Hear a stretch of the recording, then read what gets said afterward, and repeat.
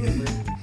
I know every week is like a year in this political cycle. There's so many things that go on in the span of 7 days until it's hard to pick one thing that moves or motivates. So I just wanted to throw it out to the room individually. What has happened in this past week that has an effect on you, that has really motivated you in some way to either move, act, send an email, or something that happened that really affected you? How about you? So let's start with one thing that affected you this week. Hey, good morning. Thanks, Rod. Hey, my name is Brother Brian Sumter. Familiar faces in the crowd. For those that do not know me, my name is Brian Sumter. Like I said, I serve as the Vice President for Zeta Sigma Lambda Chapter. And great question. One thing that moved me this week, we just talked about earlier, a friend of mine that's experiencing some targeting in his local business. And the city of Chula Vista and the ABC has been targeting his business. They want to shut him down for some accusations that are not true. And it really mobilized our team and our community to kind of come together and stand up for him and his family. So that's the number one thing that got me moving this week. Thank you for the question. Thank you for that. Anybody else? What moved you this week? Oh. I would say, oh my gosh, it's almost something that's hard to even pinpoint one thing. But I would say just honestly driving around my community, and with my job, like I'm required to travel different places, and just knowing the lack of investment anytime like I come back into my community and wanting to be able to pour back into my community that way. So that's what motivated me.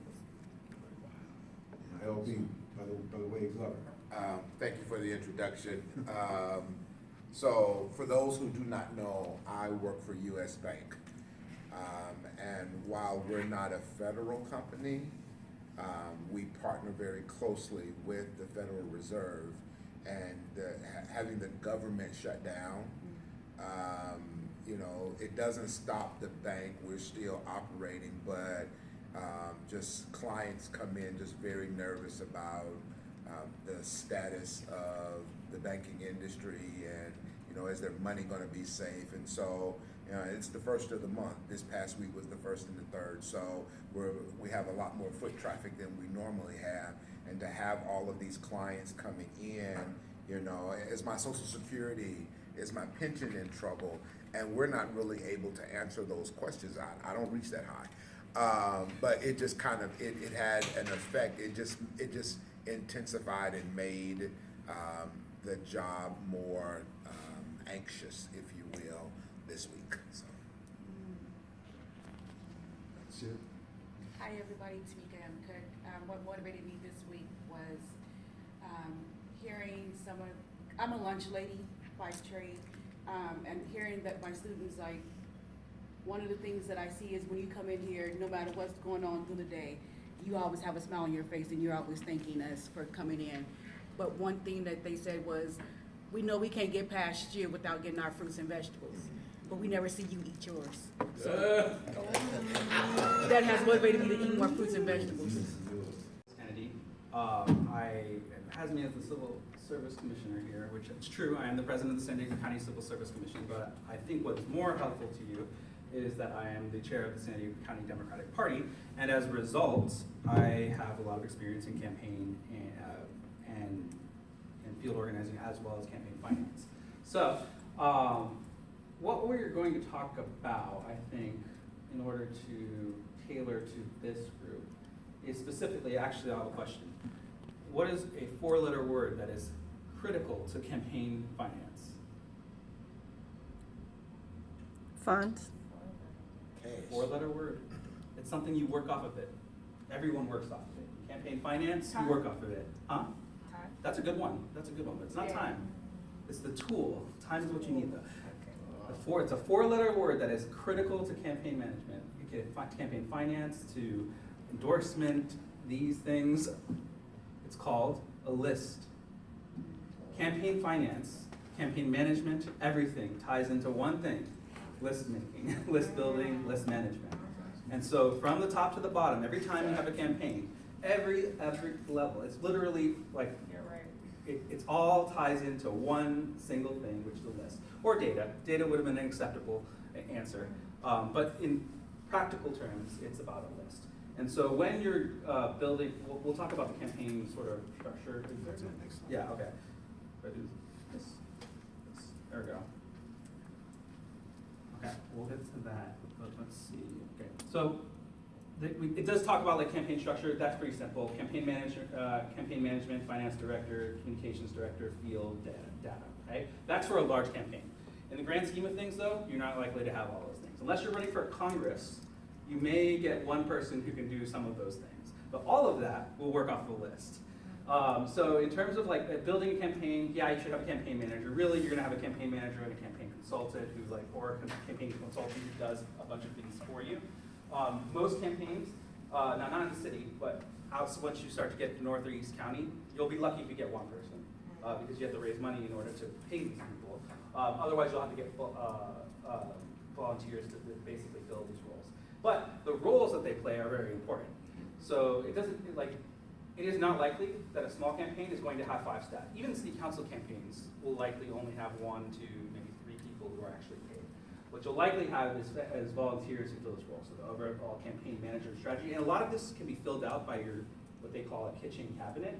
And that's like your squad, your crew, the people who are like motivating you to do this or who are really like on board.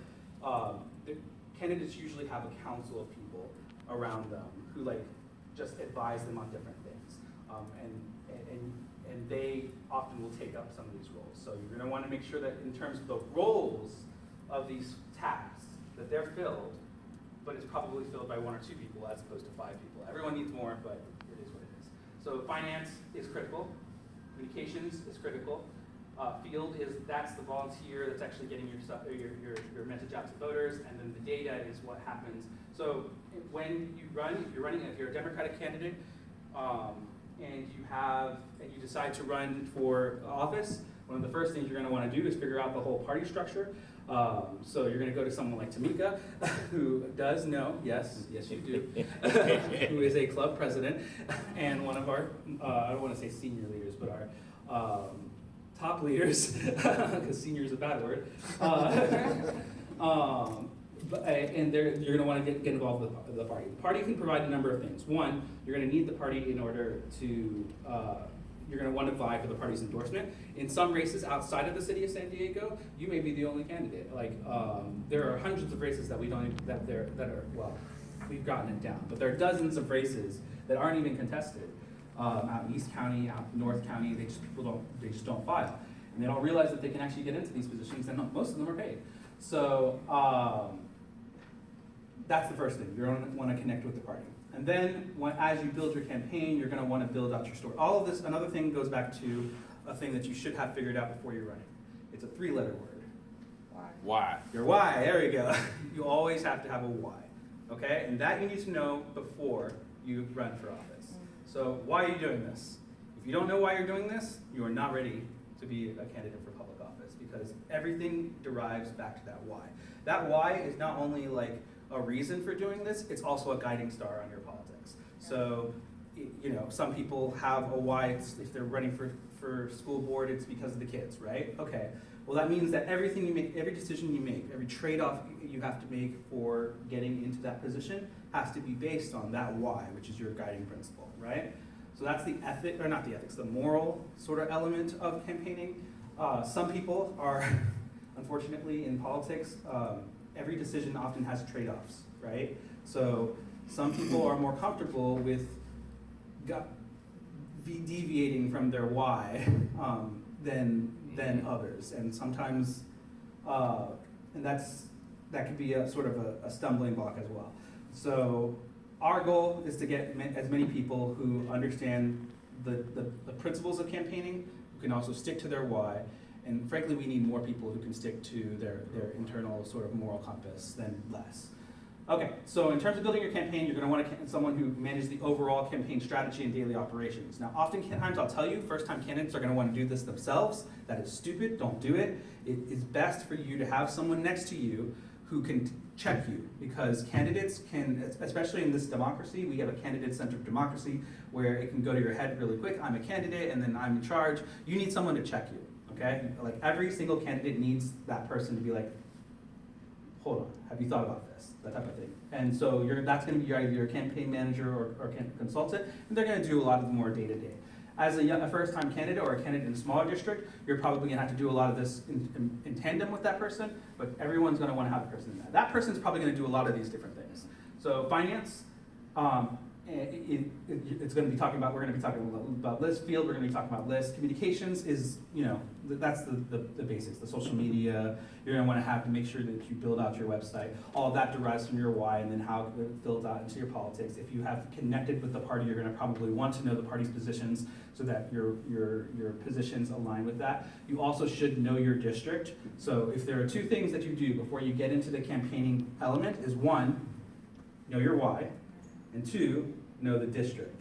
Because all messages don't work everywhere, right? And a lot of these local races have things that are like pressing more locally than the national narrative. So you can't be talking about immigration if the entire community is upset about this stop sign that hasn't been built in 50 years. If that's the thing, then you're gonna be wanting to talk about that rather than Trump, right? So that's where that builds into communications. You also want to have a communications plan, which will also sort of look like a list. Everything operates on lists, where you're going to want to make sure that you're constantly posting content creation or whatever. I'm not here to really talk about much about that stuff, although I have some experience with it.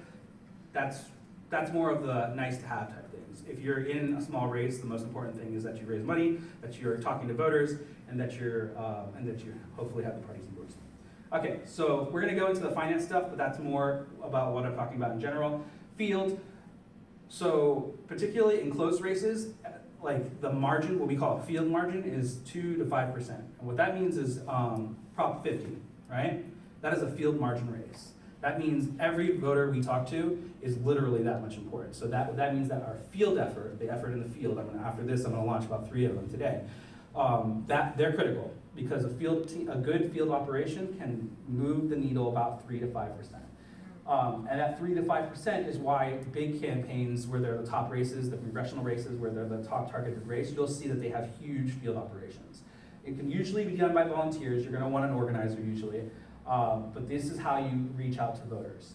Now, one of the things you're gonna have to know and figure out before you get into what your field operation looks like is if you know your why, you know your district, you should also know the win number. And a win number is basically you having done the research not only about the district, but also the elections in that district, and determining what number of voters do I need to win. Normally, you go back, you'll find the highest turnout election in that district, you take 50% of that electorate, add a voter to that, and then that is your win number. And then I usually add a little bit extra because I don't like losing. And then that is your win number. And so once you have that win number, then you have to figure out, okay, how do I do this, right? So there's 50,000 people, right? Or let's say smaller, 50,000 people, but there's probably like 20,000 doors. How do I get those 20,000 doors? And that's when you think about things like, okay, how many doors do you, like if you get a person to canvas, how many doors do they get in an hour or something like that? And usually it's about 10 to like, I think it's 10 to 20 conversations per hour if they're really kicking it. So then you start breaking out, how do I talk to these thousands of people that I need to vote for me?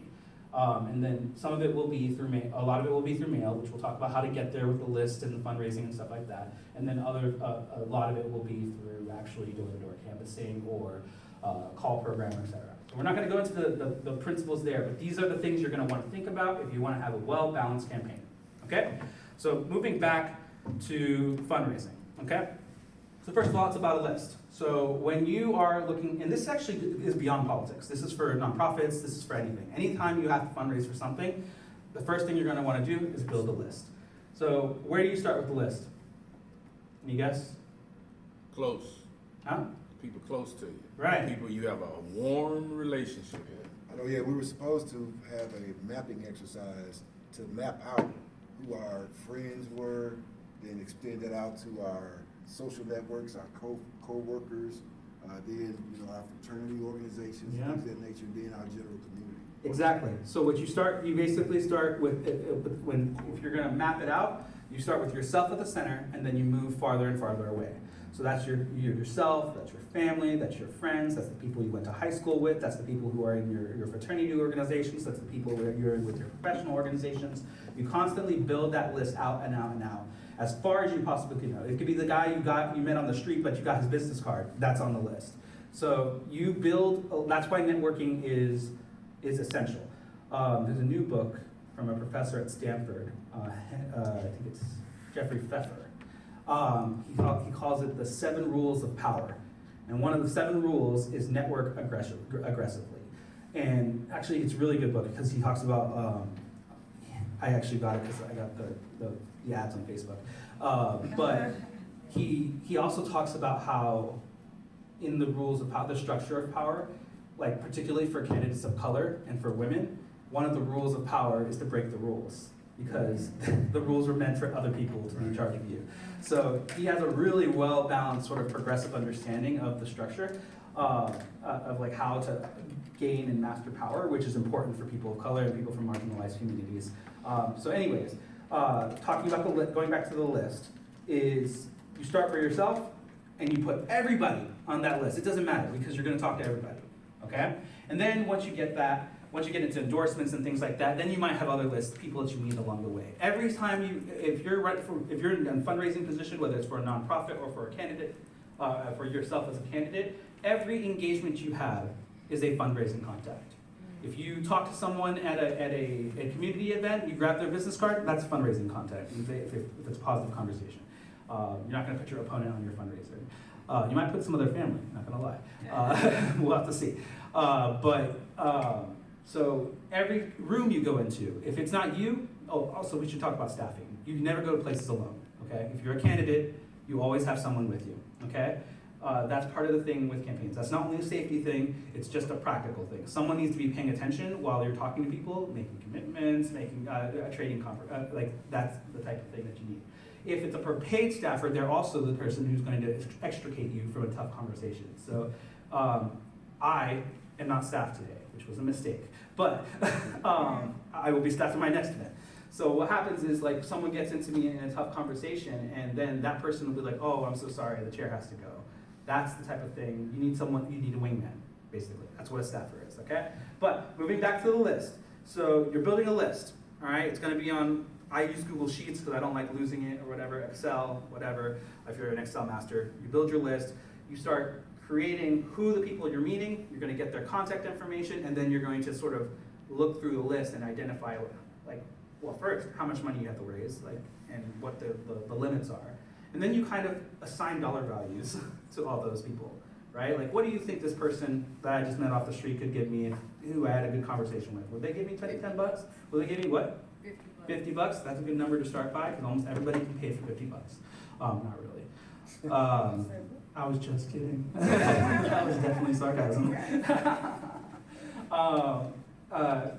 50 bucks, 10, is that a 10 buck conversation? You know, you're gonna wanna put, it's gonna be little by little, some of these conversations.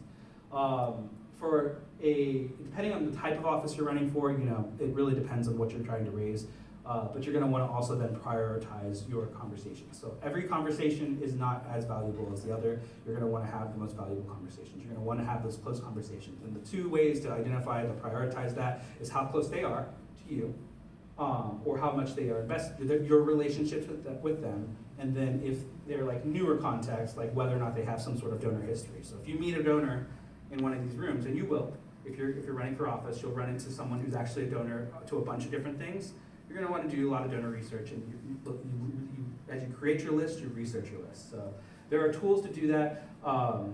If someone's coming to an event for a city council candidate, for example, that person has likely, and you don't know them, they're just someone who came maybe from the party or something like that, they're probably people who've contributed to other places as well. So you're going to want to figure that out. That's public information. There are ways to do that.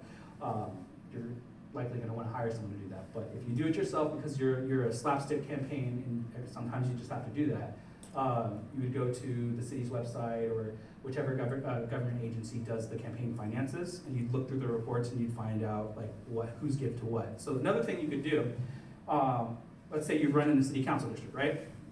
Let's say it's District 4, just to use it. I know it's like, it's tense right now. There's re-election right now. But let's say it's District 4, right?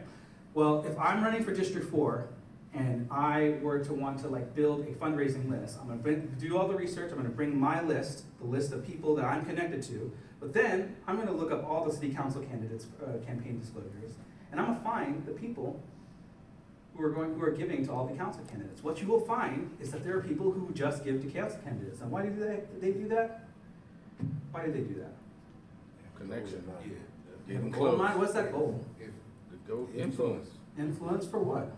For, Things that they're concerned. Whatever, interest. whatever they Their do. own interests, right? Almost all times, it's business. Yeah. Some sort of business before the city. They likely are very interested in land use. Maybe they're developers. And at that point, when you have a land use decision or something before the city, you know, they're gonna be paying attention to all the council districts because they're gonna wanna have say at that. It might not even be immediately, because the law prohibits people from giving more than $250 to a candidate for something, if they're gonna have something before that candidate within a year. But developers think 5-10 years down the road. So they are like, okay, well, I'm not gonna have influence. I can't do anything now. I'm gonna give you $250 if I have something. But if I don't have something, I'm gonna give it to you now because that creates a relationship. And then 5 years down the line, the bill will come due. So that is why it's important to know your why, because those are the types of trade-offs that you get into. Never make a promise based on contributions. It is illegal and it's unethical. You can't really prove many of those things, but you just don't want to get into it. So, you read your list, then now you're looking to add the list. Everything becomes, in finance, everything becomes building that list. That list is gold. Don't give it to anyone. It is literally your list. You've created your relationships. It is worth money. Yeah. But you want to use it for your organizations. You don't want to give it. People hate if you take the list and sell it. The Democratic Party does it all the time. It's one of the reasons I don't give them a full list when I have the party charter with the state party. I don't give them the full list. That's my secret, Tamika. Now you know. And now I've actually reduced the amount of information that's on the list. So, anyways, so that list is gold. Protect your list, build your list, and you will use that list for the rest of your life. Because if you get elected to campaign, and even not, you're going to have this list of people that you know not only who you talk to, but what the outcome of that talk. If they gave $100 to you, they are very 90% likely to give to you again.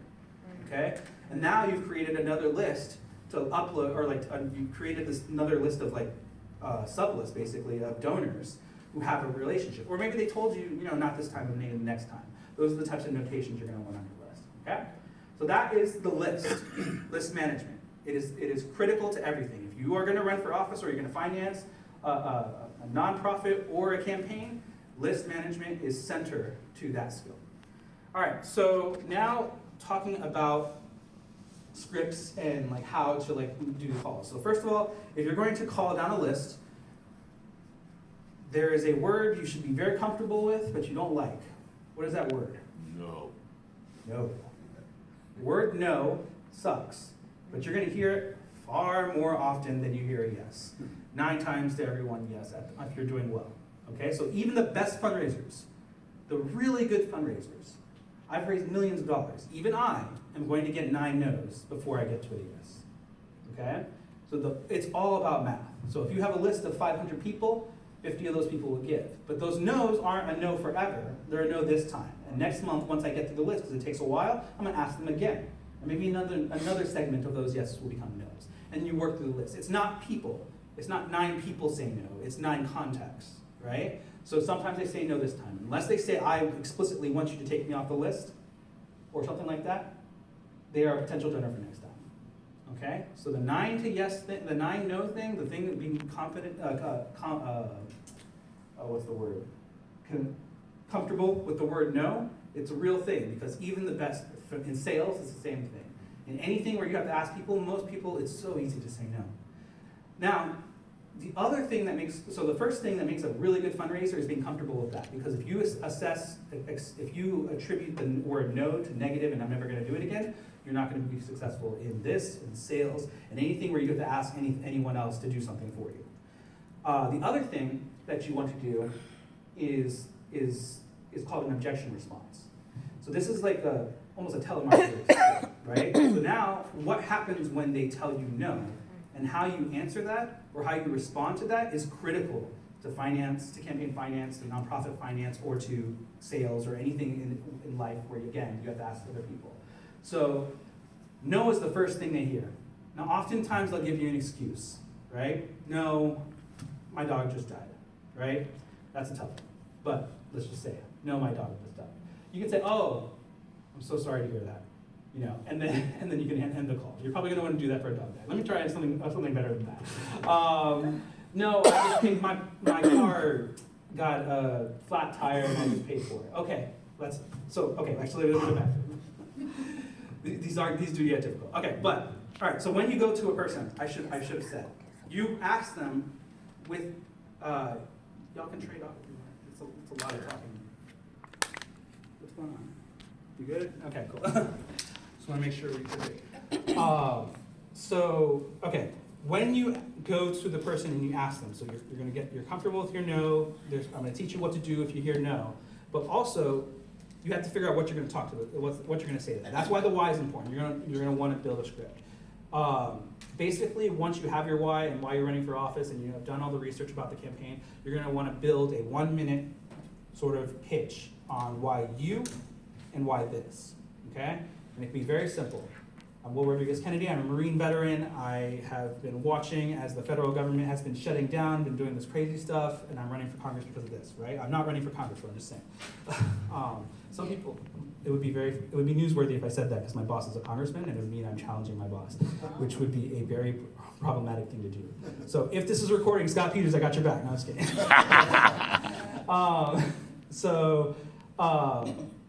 You're going to want to have like sort of different versions of your script, but you're going to want to. It's called a stump, right? So one, you're going to want your 1-minute elevator pitch. That elevator pitch is basically going to be the basis of your campaign finance approach. Then you're going to want a 2-minute sort of version. That's because all of the Democratic clubs and most organizations will give you about 2 minutes in order to present, and then in order to present yourself. Sometimes it'll be 3. So you just want to have different versions of that, and you're going to want to cut it down. So when I was running for chair just recently, I had a 1-minute version, I had a 2-minute version, and I had a 3-minute version. They all said basically the same thing, but some of them expanded on different things. Like the 3-minute version, I'd be talking about endorsements. This 2-minute version, I'm talking more about my background. The 1-minute version, I'm giving you the low and dirty about why I'm here and what I want you to do, right? So that's basically how. Now, in terms of like the numbers or whatever, I think it's 150. If you talk as fast as I'm from New York, I'm from the Bronx, I speak fast, so about 150 words in a minute, basically. But usually it's around 100. I think it's like 70 to 100 or whatever if they're slow talkers. So just figure that out, what that is for you. You're gonna want to time yourself to figure out what that minute looks like, because it really comes up fast. I'm gonna tell you, minute is not. It feels like a long time when you're like listening to it, but it really comes on you fast when you're speaking. Okay, so you have your minute sort of stump speech. That's gonna be your pitch. But at the end of your pitch, what are you going to do? You're gonna have an ask. Okay, so if you're gonna ask them, how are you gonna ask them? What are you gonna communicate in that ask? There's one thing you have to communicate to have a proper, what we call a hard ask. Amount. An amount. So I have a friend who's a president of a club. He's a white guy.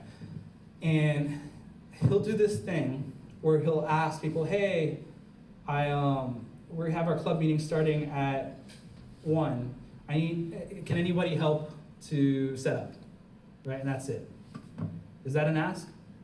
No, it's not. It bothers me every single time he does this. Tamika knows who it is. Every single time he does this, I'll be like, ask someone specifically and tell me specifically what, you have to tell them what you want in that ask. So when you do an ask for fundraising, you have to ask them for an amount. You can't say, hey, I want to help, this is my elevator pitch. I would love to have you on board. Can you contribute to my campaign? That is not an ask. You have to have an amount. Okay? There's a million reasons for that. But if you don't say that I want you to contribute at the $100 level, or can you contribute $100, whatever, you have not delivered an ask, and that'll come into play in a minute. Same thing with my friend. They'll be like, what do you want them to do and when, and who are you talking to? This is a board of 15 people. We have the bystander effect. Nobody's going to answer that ask. And then they'll be like, he'll ask me, because I was the smart mouth, and he'll be like, I want you to sign people in at the door. And I will say no to teach them a lesson. Now ask the next person. And then now you know what this person said no, now I can move down the list, right? The no is actually valuable because it sort of weeds out information, right? No is information. Now when you give an ask and you say, I'm asking you for $100, and someone says no, if they give you no answer, what is your next thing? Well, can you give me another amount? Exactly. No cannot be the end in finance. So if they give you no information, you get them the 50, right? You give them, hey, I completely understand $100 is too much. You know, this is really, you want to give them urgency language. This is really important. Our children, they're being underfunded. They're not eating their lunches. I want to fix that. Whatever it is, and then you build urgency, and then you go ask for $50, right? That's if they give you nothing. If they give you nothing, you go in an urgency message. The country is falling apart. If I don't get elected, these Republicans are just going to destroy this country. Can I get $50? Right? That's your ask. If there's no information in that no, you build urgency, you ask again. Okay? If they do give you information, okay, so now you're at $50, right? Now they're like, oh no, my tire's flat and I had to pay to like get the tire fixed. I would say, why didn't you have the warranty? No, I'm just kidding. And then I would say, okay, completely understand. You know, I literally just had this tire situation happening to me, so I get it. $50 is a lot. What do you think about 10? What that's called is an objection response, and there's a science to it. Basically, you're listening to what they're telling you, you're responding with a little bit about what they're telling you, showing empathy that you understand, and then you're asking again. Now this may seem rude, because this person's gonna be like, I just told you. And then you can back off. At that point, you have enough of that conversation, you've asked 3 times, you've done everything you possibly do. The thing that really separates people, like really good people who are good at persuasion, who are really good at like campaigning, who are really good at campaign finance or sales, is what they do with the word no. Okay? Now, in this specific type of situation. So, if your instinct is like, okay, no, and I'm just gonna shut down, it's just gonna be very difficult for you to live in a world where we have to ask other people to do. Maybe you should be a staffer. So staffers are yes people. Candidates are people who deal with no's. So power is often a term determined by how you answer the no. Okay, so you're getting to an ask. You're going through your list. You get to a number. It's Mrs. Smith. When you ask Mrs. Smith, what do you have to do? What do you have to deliver in that ask? What are the 2 elements of your ask? It's your elevator speech, your 1 minute, because you don't have much more time than a minute. You can't get your ask down to a minute, you're not ready. Done. And then it's a hard ask, the specific amount. Now when they say no, unless it's like something crazy, like their mother just passed, right? Like something like if someone passes or a dog or something like that, let them go. Like that's a relationship thing. But other than that, if it's a, car thing or, you just can't afford it this month, like then you're gonna ask for something else. Does that make sense? And then how you do that is called an objection response. And the objection response is simple. 1, you're listening for what they're telling you. If they don't give you nothing, go with urgency and then ask again. If they do give you something, repeat basically an element of what they're saying to show that you're listening. Because people hate when you don't listen to them. But if they hear that you're listening to them, at least they can rationalize, okay, well this is important. They're at least hearing me out. And they'll give you a no. They're probably gonna get upset about it, but that's part of the process. You don't want to feel that out. And then that's basically how you do it. So you build your a minute elevator speech. Your minute elevator speech becomes the basis for everything that you ask, whether it's an ask for a vote or an ask for finance. And then every time you ask for something, you ask with something that's called a hard ask, and that means you have to actually ask for something. In finance, it's fundraising. In it could be volunteering for my campaign. It could be voting for me. It has to be a specific thing. And if you ask to vote for you, if it's just an intro, the last thing you should be talking about in your intro, even in your intro, I should say, as a candidate, every single thing you do is an ask, because at the very basis of this is the campaign, and you're asking for their vote. So you're always going to be asking, okay? So even in your intro, like if you're going to intro for an organization, you're going to want to give them an ask by telling them what you're running for and how to vote for you and when to vote for you, things like that. So if you are going in front of a Democratic club and you only have 2 minutes, one of the last things you're going to say, my name is Will Rodriguez Kennedy and I'm running for Congress, right? So even in non-asking situations, you're still asking for a vote. So everything ends with an ask. Okay. Any questions? Yes. I just want to point out one thing, that everyone who received a copy, if you registered for this training, you should have received a copy of this presentation. And throughout the presentation, you'll see links to a candidate resource kit that has templates, script examples, and things of that nature to help you out. So we have a candidate resource kit that's available. I was gonna ask, are there specific resources that you would suggest around fundraising? Maybe, because you referenced a book. Are there other things, right, that we should be trying to use so that we can improve? And, you know, because a lot of people, like, you know, would like to read through it, work through it. I know that we've got the resources here, but are there other things you would suggest? I've looked at the resource kit and they're pretty good. I guess if I were to add on to that, I would actually point out that too much focus on, this is all, you want to dumb this down. And for even people who want to like do research, the more information you find out about asking people for money, the less you're going to want to do that. So when I'm teaching people how to do this, what I found, for example, when I got into campaign finance, I didn't like it. I'm from the Bronx. I don't come from money. So the idea of asking for money just doesn't appeal to me. But I was an organizer before this, and I have no problem asking people to get involved in a campaign. And what I realized is that an organizer also operates off of a list, and really it's just going down the list, asking for things. And once you like depersonalize it and you have the science down to it, it becomes a lot less intimidating. So I worry about like putting too much reading in front of people. When it comes down to it, the reality is this. If you're running for office, or you're fundraising, or you're doing sales, or you're doing something where you have to like deal with people, you have to ask people for something. And it is a good general skill in life to make sure that that ask is specific, okay? And that's just in life. Like if you ask a bunch of people to do something, there's something called the bystander effect. They're not gonna do it. And that person, if you're asking to save someone's life, they will die. There's a literal documented phenomenon about people just like someone getting attacked in the streets, and everybody thinks that it's anybody else's responsibility to do it. In order to be successful in politics, in fundraising, in whatever, you have to be able to be comfortable with asking people to do a specific thing for you, whether it's voting, contributing, or whatever, or campaigning. Okay? So that is just like basic like life skill type stuff. Yes? What are your views, advice on asking via text, similar to what the Democratic Party will do? They will ask, well, not just the Democratic Party, you know, Sure. fundraising. They will ask certain amounts. They'll start out with saying, can you give to my campaign? You know, and they'll say, you know, $100, $50, all the way down to $5 or something.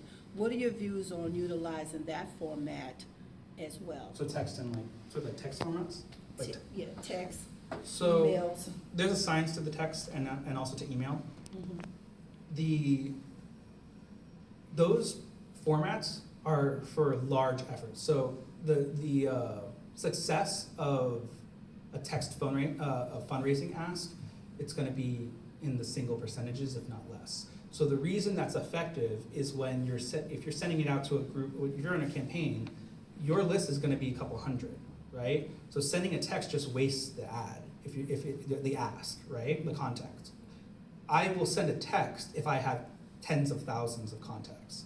So if I have tens of thousands of contacts and I can't get through that list, it's just not possible, I may send a text out. The reason the Democratic Party does that is because it's a numbers game.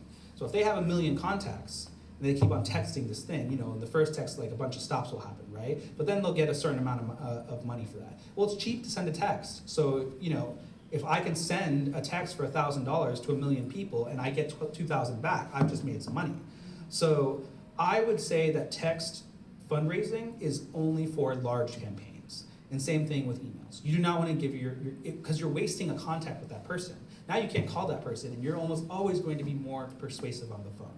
If your list is less than 1,000 people, your job is to call through that list, because donors, particularly at the lower levels of office, the entry levels of office, are going to hear from you directly.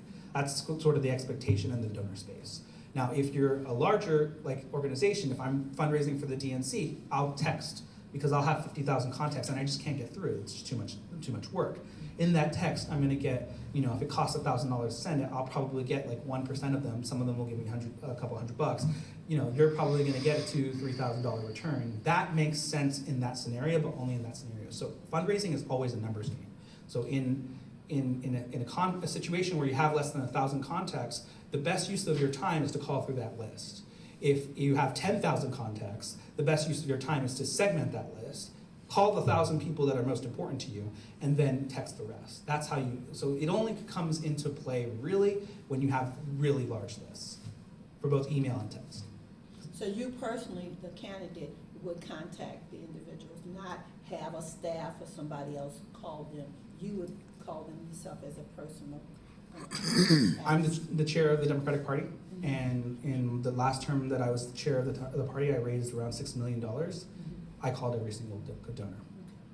So that is the expectation. So that's and now I had 1,000 or 2,000 contacts over the years. It was a 2-year effort, right? So I had time over 2 years to contact, but even that is a donor list of less than it's a couple thousand people. So in that scenario, I probably called the 1,000 people, and then some of the other people are they're through different sort of events or whatnot. So yes, it is the job of the candidate. The principal job of the candidate is to make sure that they are positioned to get their message out. And then that just has to be with campaign finance. Now there's a whole other part that Rob's gonna talk about, which is more organizational campaigning.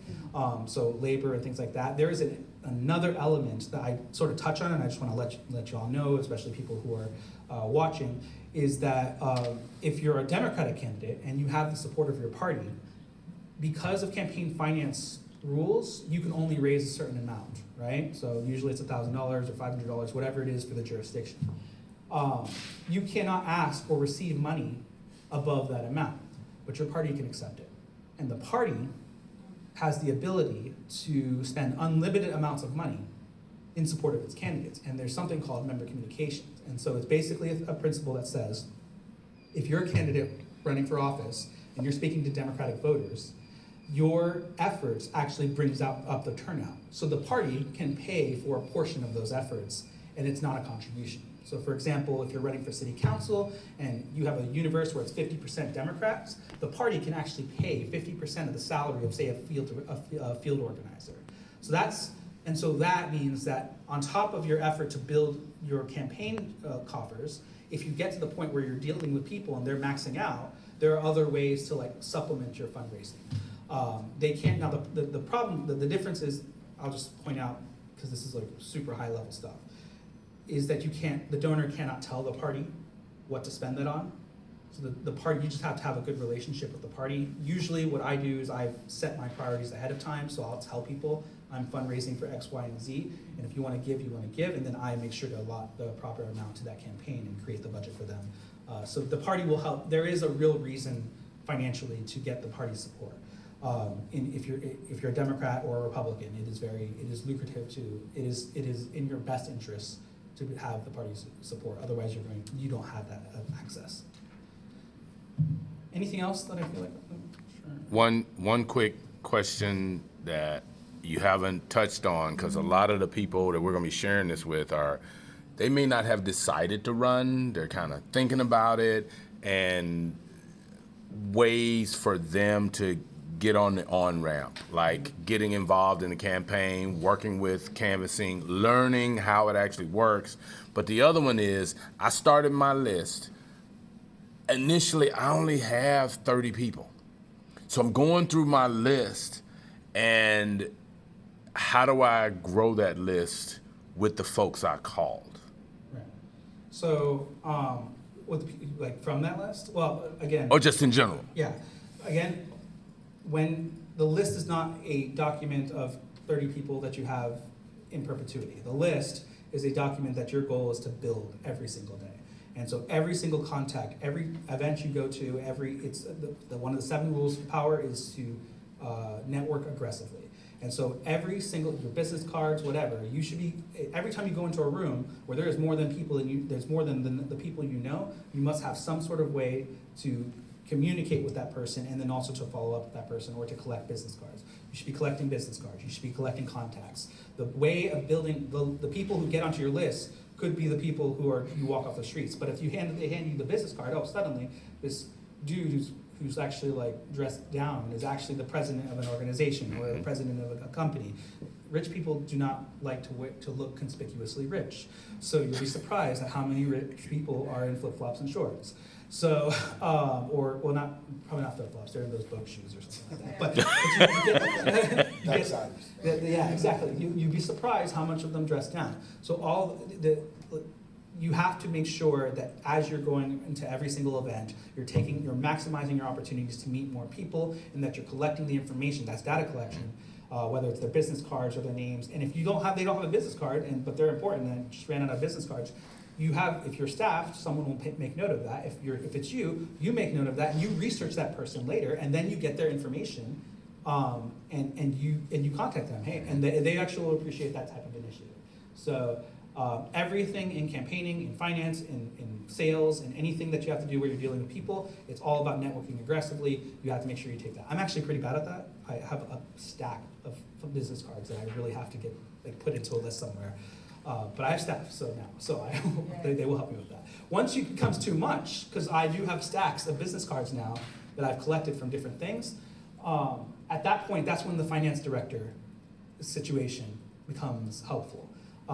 That's when they're the ones who are putting in all the content. If you're collecting hundreds of contacts, it's not a good use of your time as a candidate to be doing the data entry unless you have no help. If you have help, have that person do the data entry. Your effort as a candidate, the best use of your time is asking people to either support you, to contribute to your campaign, or get involved with the race. And if you are deciding whether or not you're going to run for office, it is an insane thing to do. So you should really make sure that you know your why. That's going to be what's really important to have. It is an emotional drain, so you have to make sure that you're thick-skinned and that you're able to handle that, because once you put yourself out there, it's like once you are wanting to be known, people will know you, and they will say bad things and they will say horrible things, and you have to pick up and keep going. So it is a challenge, but if your why is important enough and it means enough to you, you're going to want to do it. On our last session, our Mayor Chris Duncan kind of touched on, in order to really mount a successful fundraising campaign, you have to initially have your own skin in the game. Can you kind of touch on that? So this is a thing that is true of both campaigning, but also nonprofit governance. So if you want to be on a board, one of the things, and why this is also important, most nonprofit boards, professional nonprofit boards, are going to require some sort of give-get. So what this means is that in any organization in which you are a part of, it's usually a good idea to have skin in the game. What that means is that you should make a meaningful contribution to the effort. So now, I want to make sure that you understand it's not always finance, but in campaigning and things where you have to demonstrate financial viability, you're gonna have to put something in, right? It could be $1,000 that you were saving, right? That's fine, as long as you have some if you're asking people, usually it's whatever the contribution limit is. If you're asking someone for $1,000 and that's the contribution limit, it's good that you gave that, right? Because then if someone looks at that and they're like, oh, they're asking me for $1,000, but they give $1,000 themselves. That's skin in the game. That's respect. You don't want to ask people for things you can't do. And if you do ask them for things you can't do, you want to at least show them that you tried, right? So, not everybody can give $1,000, but if you gave 100 and that's all you could afford, the people can understand that. So that's what he means by having skin in the game. People who are giving, professional donors, do look at whether or not their directors have a give get. So if you're giving to a nonprofit and those directors are not contributing to that's a red flag. If the director is not giving to their nonprofit, it is a red flag. It's either a behavioral issue with the director, they're not a good director, or there's something wrong with the nonprofit. They're not wasting their money. Why aren't they wasting their money? Is there something wrong with the finances here? Those types of things. So that's what he means by skin in the game. best way to prove that you believe in the situation, you believe in the campaign is by giving Yep. yourself. Anything else? How'd you get into that? Like this- Trauma. Oh. It's true. Question was, how did a he get Marine. into this? I am a Marine. And I was discharged under the Don't Ask, Don't Tell policy in 2008. So I joined the Marine Corps at 17. My entire plan for life was to be a Marine. And the government said that if you were gay and someone outed you, you could not be a Marine. As a result, I was discharged honorably because I went to war. So they at least gave me that. But as a result, I got thrown out of the military very young. I was 21. I knew nothing about the world, other than I wanted to fight. And that led to a brief period of homelessness. And that sort of, that and growing in poverty or whatever sort of introduced to me a series of societal flaws that I then wanted to fight. So I found my why because I was denied my path to service. And so when I couldn't serve anymore, and that was my calling, I decided to find other paths to service. So I served I first was appointed to the San Diego County Veterans Advisory Council, the Military and Veterans Advisory Council, and so I was able to get into the veterans community. I got involved with an organization that was legally challenging the constitutionality of the Don't Ask, Don't Tell policy. We won. It was ruled unconstitutional. I was one of the activists along with Dan Choi, Joseph Rocha, others who were really prominent at that time. That was 2009. I was on Hardball with Chris Matthews on the day President Obama announced that he would be repealing the policy. I was invited to the White House, but I did not have the resources to get to the White House because all that has to be done on your own dime. So instead, I was on Chris Matthews when that happened. I was a Republican at the time, actually, too. So the organization that was challenging it in court was a Republican organization. But it didn't take long to realize that I was not in the right place, and there was a woman who was at the time the Secretary Treasurer of the San Diego and Imperial County Labor Council, named Lorena Gonzalez, who saw me at a city council meeting when I was 22 and tapped me on the shoulder and said, let's get drinks, let's talk about your politics. And she recruited me into the Democratic Party and I got involved with a club called the Democrats for Equality, which was one of the largest, the gay Democrats. And then I got involved, Tanika is a member. I'm sure Rob is probably a member too. I got like 20-something memberships. Yeah. If most people are members of Dems for Equality, it's the big one as well. So then I became involved with the California Young Democrats, and I have a tendency to rise to the top of organizations. I'm just a natural at figuring out where the work needs to be done. I usually go through work positions. So if you want to rise in an organization, there are a couple ways. One is the grandiose sort of performative, I do this, I do that. I'm always talking to myself. My approach is usually to get into a work role. So I'll usually work my strategy to get in charge of an organization. I'll be the secretary, right? Or I'll be the treasurer, because nobody likes doing that. And so nobody does it well. And so the bar is very low. And so then you do the work, and suddenly they're like, whoa, this guy does the work. I'm telling you the dark ways of how how this works. People are always like, why do people want Will to lead? It's because I do the work. Mm-hmm. I'll find the organization, I'll find the effort that requires something where there's a vacuum. I find the work, I do the work, and people are like, oh, that's the guy. He's the one who's going to be in charge. So that's how I'm a workhorse type. I'm not the flashy speaker. I have I can do it, but it's not my thing. So that's how I got involved. No problem. Anything else? Speaker's smiling because she knows my secrets. All right, thank you for having me. All right. This is what we call inside baseball, right? This is not the stuff you get out of the textbooks. This is through experience, lived experience. Will is a subject matter expert here in this county. This is definitely a jewel, so we really appreciate it. Let's give him another round of applause. Are you getting ready to leave? I need to make sure that we get a picture, because these are all of the Information he gave, literally coursework to get that. I ain't in anybody's pocket, but I don't know if a lot of folks that can afford it. Okay. I mean, it literally, that's why I get excited about it, because it actually has huge value, not just in from political side of it, but also on organization, fundraising, and I'll give y'all a chance to everybody get back in before I get started, because I'm not gonna take that long, because we're gonna do some exercises so that we see. Yeah, we gotta work. I believe in telling other folks to get some work done on the other side. I wanna see other folks work. I'm excited about other people working. So you got paper? I brought some. Well, she's using her computer, some people don't. Okay, so use it. that same thing, you got something to write on. So when we talk about the importance of coalitions, the one thing I would just tell you is, a lot of people get frustrated because they don't realize they're a part of coalitions. And so this exercise I want you to do, it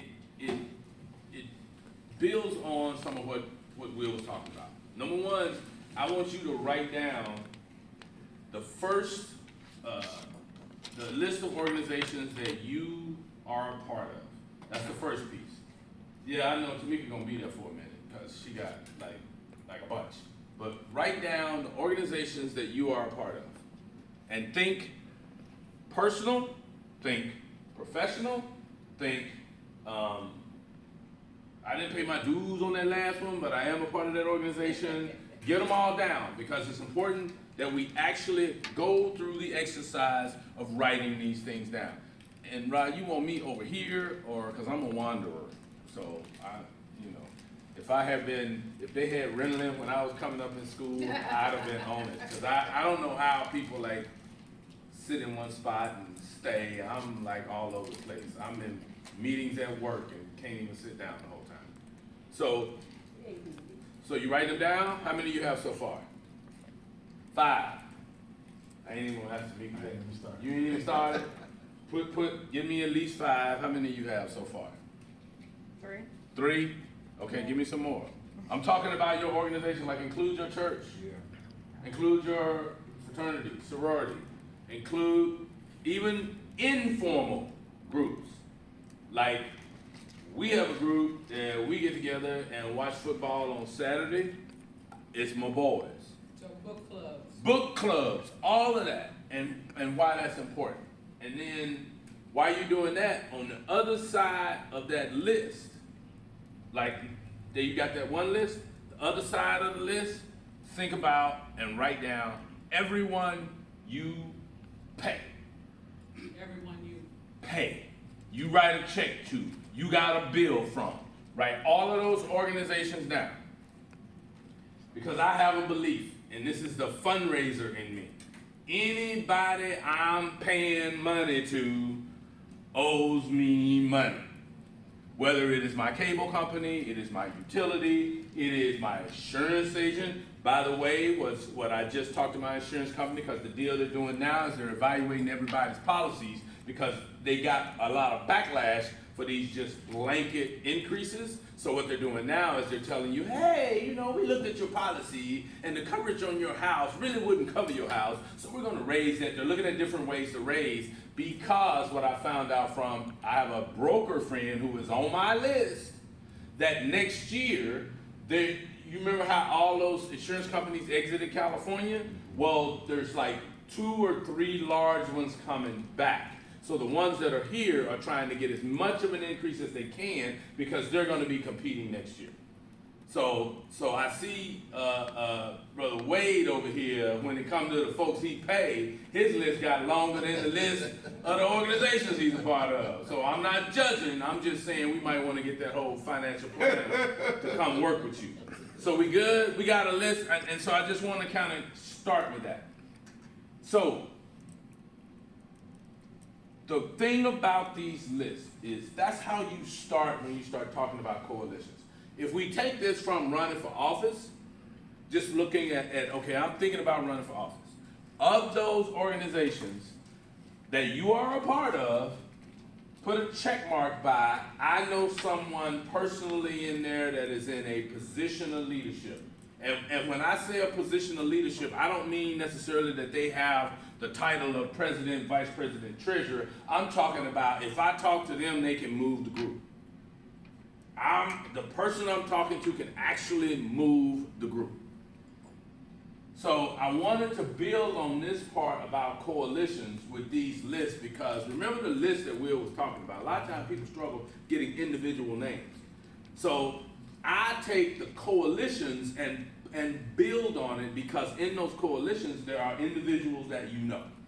I co-chair our scholarship holiday ball for our fraternity, and I try to throw out ways for other people to help, and they wonder how we're able to raise the money that we raise. And my thing is, you have to go, and I'll go to the companies and say, look, this is what I need you to do. I know you don't want to go to another chicken dinner around the holidays. So how about this? How about you make a donation to our scholarship fund that 100% of your money will go to that fund. Can you give me $10,000?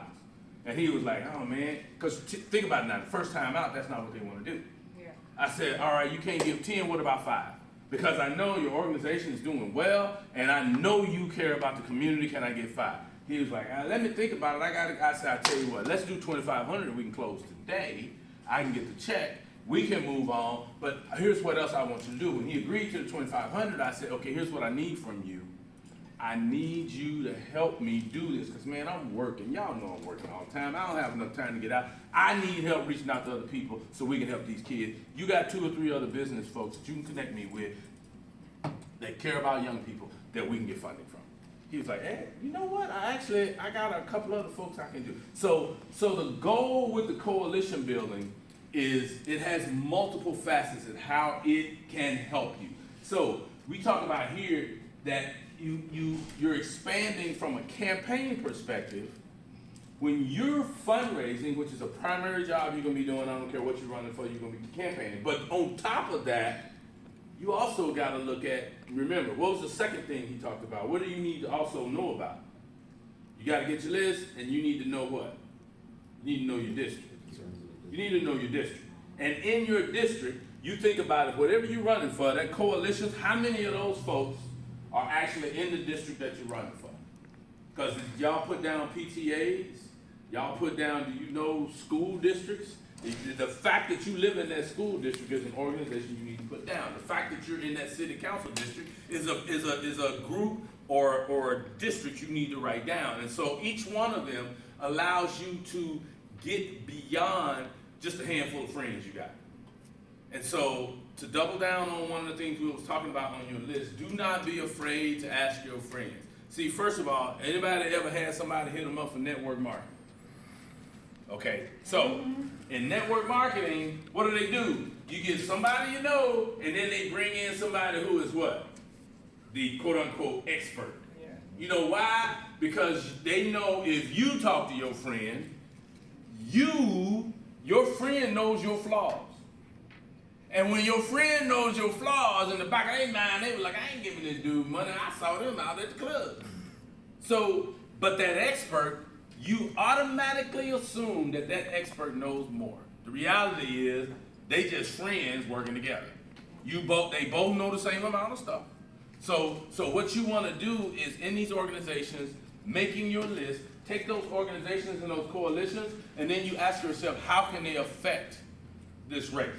Building on that, so what you want to do is, remember, what Will talked about, you got your 1-minute speech, right? Your 2-minute speech, you got your 3-minute speech, however much time you got. You got all that prepped and ready to go. You created your list. But you got to get out and start talking to these coalitions, because you have only been able to raise, let's say, 20% of what you need. Where are you going to get the extra money from? There are organizations that, even if that organization is a 501c3 and cannot get political, those organizations are built on individuals. So there are individuals that are willing to support you irregardless of their organization's tax status. They'll write you a check. And the funny thing about it is, in the politics of what is going on in this society today, what Will kind of alluded to, but for those who aren't involved in that, I'm going to share something with you. All of this stuff about politics is public. If you donate over $100, that candidate has to have regular reporting. And I don't know if y'all know, but a while back, 2020, I ran for mayor in Oceanside. My why was we need us to be shown in the middle of what's going on, and we also need to change how we approach this, and we need to bring more people to the fore. Made the party mad, made everybody else, but my goal was, y'all need to start listening. You're not listening, I'm gonna put myself out there. So, interestingly enough, on the campaign side, remember, the folks who, a lot of the donors, the regular donors, understand how this works. They know if I give Mr. Howard $100, my name is gonna show up on the list. And one of the other candidates that's with the party is gonna see it and gonna get mad at me. I don't wanna deal with that person, because that person, you know, will be a problem. So, what happened? I had a couple of pages of people who donated $99. You know why? Because at $99, their name don't show up on the list. We support you, man, but I can't be out there in public. So recognizing that, you work those coalitions, you make sure, when we start talking about this message amplification, those folks, even though they may not be out publicly extolling the virtues of you as a candidate, they're gonna tell you, look, man, I'm just trying to tell you, man, this is who you need to vote for. And if you understand the issues that individual organizations, that nonprofits, that small businesses, and that's one of the things I will tell you in our community that gets lost. We don't spend enough time focusing on small businesses, which means a lot of legislation and stuff focuses on large businesses and the excesses and the things that they do to harm people, but the reality is those small businesses are the ones that are writing checks for the Little League team, sponsoring the Pop Warner football, but also they'll write a check to you as a candidate without you having to go through 20 or 30 people. So you expand your voter base because one, you're raising funds, you're talking to individuals, you're getting those things moving, those resources start coming to you. Those folks who are part of that organization who can't walk for you under the official guise, if it's a 501c3, they can walk for you as your friend. So now you're able to actually take a non-monetary resource and expand it into your campaign. So now your campaign, like I would tell you this, if a member of our fraternity ran for office, now I'm gonna help him as an individual because I understand the character of the person that's running. I'm gonna support him. If I get a call from one of the D9 organizations that somebody is running for office, I go to their organization and say, hey, is this one we supposed to support? Yes. Well, then here you go. Number one, I'm gonna write a check. And that's because they put my name on their organization list. They put our organization on the list, and then they start picking off individuals in that organization. So it's really about development, and you gotta make time to do this. Because I'm gonna tell you, when I ran for office, I lost 25 pounds. Because I was knocking on doors. This was during COVID, couldn't really talk to folks. The ones that would come outside, because you know some of them folks weren't wearing masks and COVID was a hoax. But I'm talking to them from like here. I knock on the door. I would like literally knock on the door and walk back about 10, 20 feet and have that conversation. But I put in miles every day. I need to do that now, but that's a whole nother story. And by you being a part of these organizations and knowing the people in these organizations, here's something that you have to recognize. Remember I gave that network marketing example? It was really about credibility. The fact that you are a member of that organization and you are a worker, and Will is not joking. There are people who run for these positions that are running because this is something they want to do. And I'm like, there are people who are way better talkers than a lot of people who are doing stuff. But what you want, and people don't realize this, is you want somebody that will do the work. So on your campaign, you want to be the one that is doing the work. They need to see, I cannot ask on my campaign, the folks we have volunteering for me, I refuse to have anybody work harder than me. And some of them folks, I didn't say it out loud, but they were driving me crazy because they was hustling. They were knocking out 200-300 doors a day. Them retired folks didn't have anything to do. They was out there doing it. I was like, are you kidding me? The ones getting unemployment, because it was COVID now. So we had even young folks who was like, I'm getting my unemployment, I'm good. They were doing it. So now you're talking about when you create that credibility, those organizations do that because you are a member of the organization, right? And if you are a good member, because I know some folks in some organizations, it's like, oh, they just on the roll. They ain't really like getting it in. You want to have, as a part of this, your integrity. That campaign is going to show how people feel about you. Because when I did it, when I ran, I was surprised. Matter of fact, had a reporter was mad because I wouldn't give him my donor list.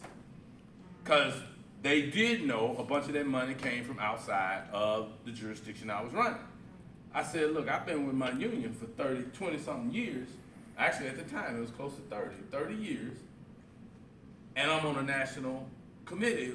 I'm on a committee with my national union. I know folks in other parts of the country, and they see my work. They believe in me. They donate. Well, who are they? That's not your business. And so you got to understand your credibility will get you support from all corners. And so that's why it's really important that making sure what you're doing, you are working as a group with your organizations and really starting. And there's a question in the back. Are you obligated to disclose who the contributors are? Like as a person who's brand new, you won't know if somebody asks you to turn over your donor list. No, you're not obligated. What you are obligated to do is to follow the law. And in the law, if they give more than $100, they will be on that list. What is it? What's the form? The 460? Is it the 460? It's or the 14. It's 520. Anyway, there's a list of forms, and we can get that information to you. But You go back in the presentation on the Chris. under Chris's, and then we'll get it. But there is a form that you document. If it's more than $100, their actual name is on it. I think it's a Form 510. If I'm not Yeah, mistaken. and so it's public. Now, what you're turning in and what you're documenting has every donor on it, but only the ones that are public are over $100.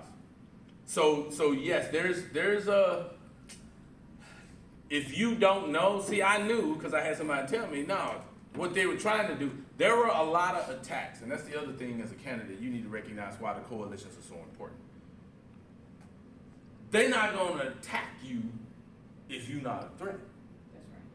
That's right. Just understand that, and that's why I tell, like, from a like she always mess with me about it. I'm a PK. And one thing my dad used to always tell me, he said, boy, the reason the devil ain't messing with you, cause you ain't doing nothing to scare him. So recognize as soon as you get to a point of viability, cause when they saw our numbers in a city council race with 11 candidates, I'm in the top 5 in fundraising. First time candidate. But what I did was I used these things, these rules. This is how we did it. Because I had worked on other campaigns, I had worked with other candidates, and I saw the ones that, because you can look at some candidates. We've had some candidates to run for office up in North County because we can really change a lot of those districts in North County if we actually got the resources. And because African Americans, the population is spread out. If I just want to focus on the African American population, what we have to do is, when we have somebody that wants to run, who cares about our values, who cares about our community, who cares about our kids, who cares about our businesses, if we want to support them, then we have to pull the whole community together. And so you would be surprised at how many people will run for office and haven't got their why, don't have the list, and won't do what they're telling you. And when I don't mind helping folks and advising them, but if you're unwilling to do the basics, then don't come looking for me for help. I'm not spending money on you. We had a race in North County where we had 2 candidates that were going to split the vote. Both of them were asking, will you help? I said, look, I'll talk to you, but I'm going to tell you right now, y'all need to decide which one of y'all is going to be. If y'all can't decide, then don't ask me for money and don't ask me for help. Why are you being rude about it? I'm not being rude about it. I only got so many hours in the day, and I'm going to spend my time and waste it. So sometimes you have to have those hard conversations because it's not what you got to do. You got a question? Yeah, could you tell me the results of that race? They split the vote, and a candidate, put it this way, there was 2 candidates of one party that split that vote. The other party candidate won that race with like 25% fewer votes than the two of those two combined. So in essence, they both lost. They both lost, and had they worked together, see, a lot of times people want to get into these races and get a little off track, but they want to get in because they want to get the highest level. Now, you've never been on a board or a commission. You've never been on a committee. You've never been to a city council meeting and you're running for city council. Your first city council meeting was after you said you were running for office.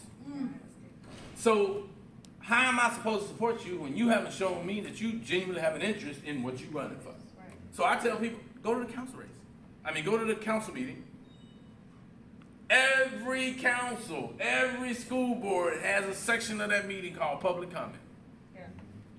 Make sure they know who you are, because a lot of them are recorded. Pick your why. Speak to your why in public comment. Hi, my name is Rob Howard. I live in Oceanside, California, and my why is at the school board is we really need to focus on special education with our kids. What can be done about special education? I believe la da da da da da da da. You make sure you put that point out. Oh, by the way, my name is Rob Howard. I live in Oceanside, and thank you very much for allowing me to speak to you. And the other thing is that candidates tend to forget. I don't care what party somebody's in, and what position they hold. In order to build a coalition, some of those coalitions are going to be people who you are not necessarily aligned with. So build through courtesy. Build through. Courtesy and kindness. Whoop 'em. Loving on people is incredibly powerful because it is hard for somebody to try to hate on you when you are treating them with dignity and respect. Again, I go back to the thing, it's like, what is the key commandment? It's to love your neighbor as yourself. You're supposed to love on folks. Now, I'm like a literal interpreter of that, so I ain't necessarily gotta like them.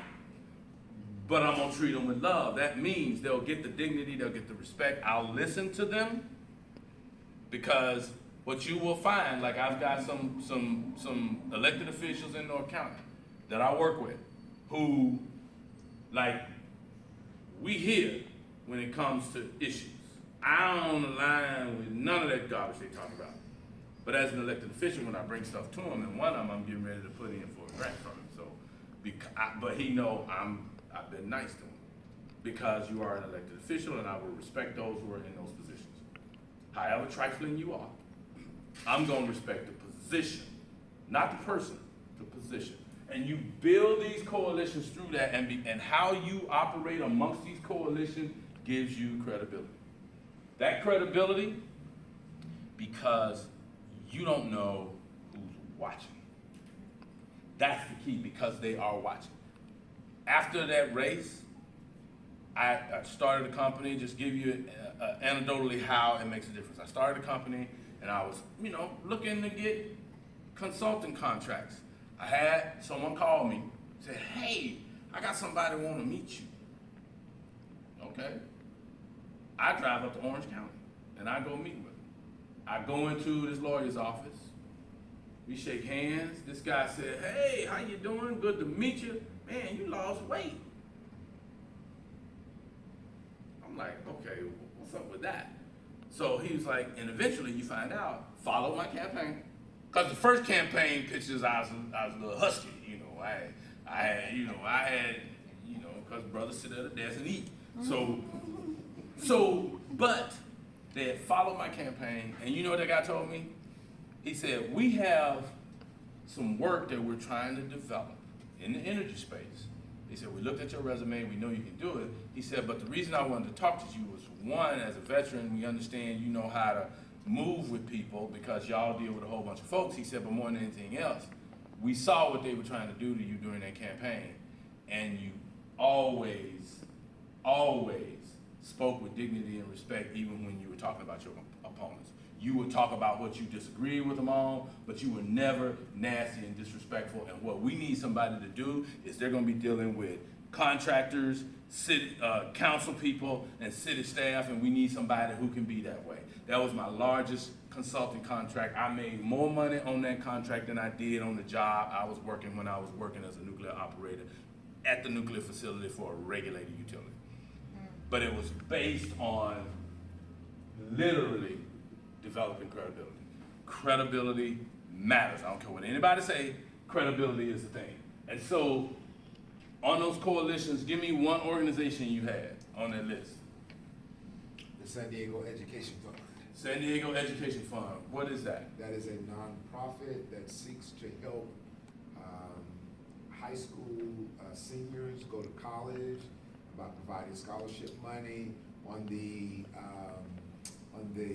requirement that they are pursuing pursuing a degree in education, and that once they graduate, they return to San Diego Unified to teach in that San Diego Unified School District for up to 2 years, a minimum of 2 years.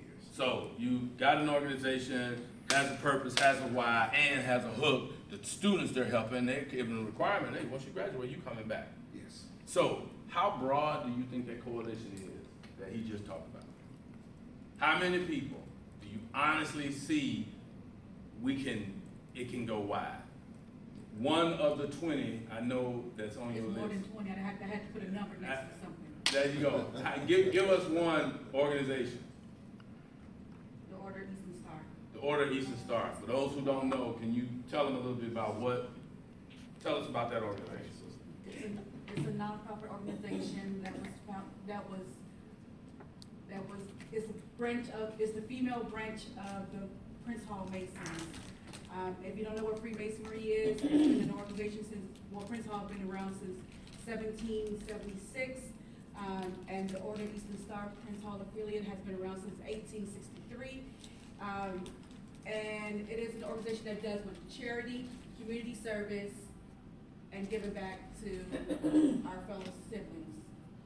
Okay, so it has a lengthy history, a connection to another organization. Do you see how it can be broad? That's just one. Because remember, when you're making your list, imagine she just go down like I'm going to the lodge meeting and write names down. You see what I'm saying? How it grows? One organization. Urban League. Urban League. National Urban League. Tell us about the Urban League. What is the Urban League? What's their purpose? What do they do? And the reason I'm asking y'all to describe them, y'all know, because at some point with your campaign, you're gonna need to be able to pop what your why is. So the National Urban League, their focus is economic development with communities of color. And so they help empower communities by getting them connected to job resources amongst homeownership, economic empowerment, things like that.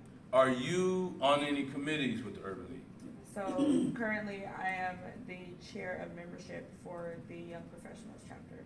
Okay, so you're the chair of membership. Here's another little trick that I get. I don't know if I should record this part because it might not want to be out there. But in organizations, I like joining the membership committee. You know why? You know who the members are. You get to know people, but you know what's more important than that? If I'm on the membership committee, You know who the I got the members. membership list. Yeah, you know who the members are. Not all organizations.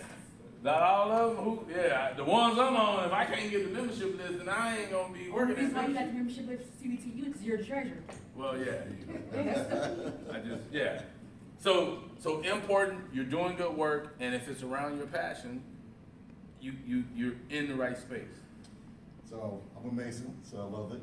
That was one of mine. ANZO, though, it's a separate one. Mhm. It's the Association of Naval Service Officers. So the big thing for ANZO, it's geared towards minority commissioned officers.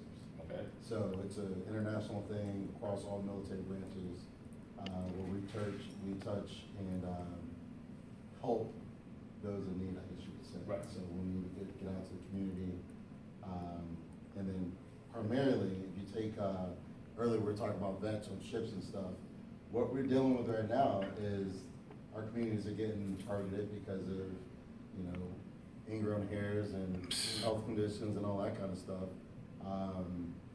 Weight conditions, name all that. So our ANZO's biggest thing is to help those that are gonna be targeted and making sure that they're advocating for medical conditions. So you got senior officers Right. that can speak to medical conditions. Right. Or speak to whatever they're having trouble with. And it gives them another door to, you know, for someone to talk to for advice, because you take someone like me, at my level, I was the only person of color that was at my rank out of 40 officers on the ship, so. You got 40, so you want out of 40 somebody to do the math, that's probably less than 10%. So think about this for a minute, and when I heard you talk about that, I immediately went into my defense of diversity, equity, and inclusion, when people want to say that stuff, but I was like, they were like, well, why is somebody getting this, and why is somebody being penalized? And honestly, I know sometimes it irritates people when I say it, but I said, okay, let me see. So, you doing stuff that's wrong, but you want me just to let it go. I said, if I rob the bank, and you catch me, you gonna make me go to jail. We ain't gonna have a conversation about we shouldn't lock him up because that affects his kids. So my whole thing is, all we want is opportunity. And organizations like that help open up those opportunities.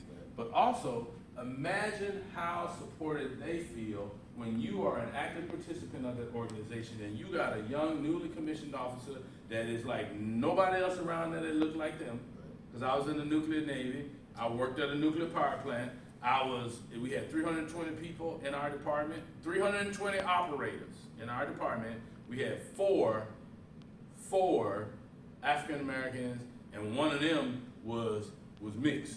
So he wasn't even like a whole one, and I'm just giving him a hard time. He was mixed. So I say that to say, when you have a community, and everything we've been talking about today with the campaign is you are building a community. That's exactly what you're doing. You are building a community, you are developing something, and what's really nice about this is if you do it right in those coalitions, like the party connection as well, we didn't even get into endorsements. So in other words, that's people who are saying they're going to put resources behind your candidates.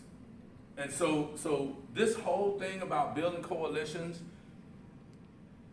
they help you develop the list, they help you put the pieces together you need, and they are resource juggernauts. Those coalitions are resource juggernauts. And you would be surprised, if you're really planning to keep going forward. I know some people just like getting the information, haven't made a decision, particularly for women. You know you gotta ask them like 7 times before they actually say yes. Is it up to 10? It's 10 for women of color. Okay, 7 for general, 10 for women of color. You gotta ask them that many times before they decide to do it, because there's so many barriers. There are so many barriers.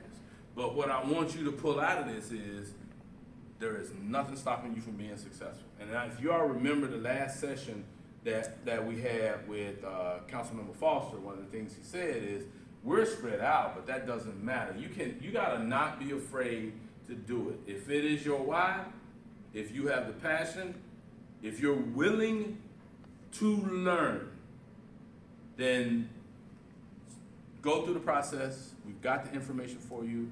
I'm just letting you know it is doable, and I hope that you share this with your friends and everybody else. And so, get into the candidate resource kit. Go through it, look at it. The people who are giving these presentations have agreed that they will sit down with you one-on-one. It's hard to get Will locked down. You know what I'm saying? But for this program, he agreed that any of the candidates that want to do it, he will sit down with you. I have a couple of other campaign managers for Congress folks and for Assembly folks that said they will sit down with you if you want to have a one-on-one consultation. And then start making your campaign team list.